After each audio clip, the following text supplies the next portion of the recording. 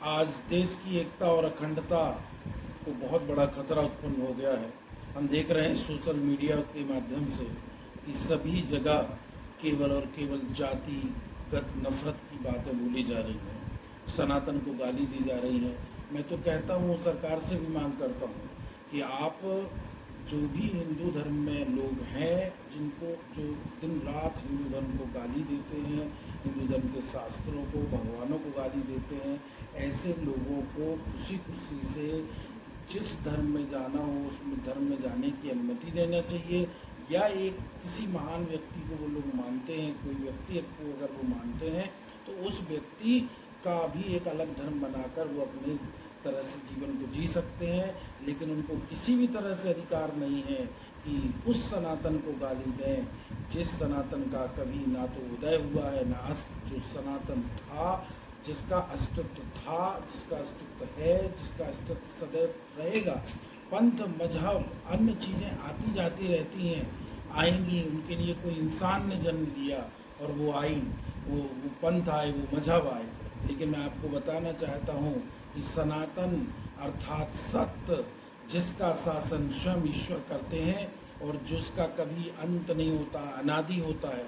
सनातन की जैसी खूबसूरती, इतना सुंदर धर्म जिसके बारे में आप जानते होंगे कि सर्वे भवन्तु सुखिनः, सबके कल्याण की कामना सनातन करता है। किसी के ना ऊंच नीच की कामना के बारे में कोई सनातन बात नहीं करता है। सनातन सबको एक समान समझता है, सबको, जहाँ तक कि किसी जीव, एक चींटी और एक इंसान में सनातन भेद नहीं करता है। पेड़ों की सनातन पूजा करता है, सनातन नदियों की पूजा करता है, सनातन इंसानों की पूजा करता है। कितने कितने लोग, ये तो हम लोगों ने आपस में जातियों में एक दूसरे को बांट के रखा है। वास्तविकता में सनातन से खूबसूरत कुछ नहीं, और सनातन ही एक ऐसा धर्म है जिसके कारण आप उसको गाली दे पा रहे हो। और क्योंकि वो हर प्रकार के आपके विचारों को आमंत्रित करता है, हर प्रकार की व्यवस्था सनातन में रही, हर प्रकार के विचार सनातन में रहे। लेकिन इस तरह से किसी ने सनातन के मूल को, सनातन की मूलता को पर किसी ने प्रश्न चिन्ह नहीं उठाया। आपका किसी बात को लेकर, किसी चीज़ को लेकर मतभेद हो सकता है, आप जाइए उन गुरु जो उस चीज़ों के जानकार हैं, सनातन के जो जानकार हैं, या जो वास्तविक रूप में जो सनातन को जानते हैं, उनके पास जाइए और अपने प्रश्नों को रखिए। और अगर आपको लगता है कि सनातन सत्य नहीं है, तो आप फिर किसी और मजहब और धर्म में जा सकते हैं, या अपना एक अलग नया धर्म बना सकते हैं।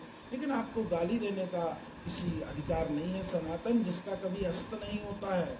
कई अंग्रेज आए, मुगल आए, कितने लोग आए, लेकिन सनातन था, सनातन है और सनातन रहेगा।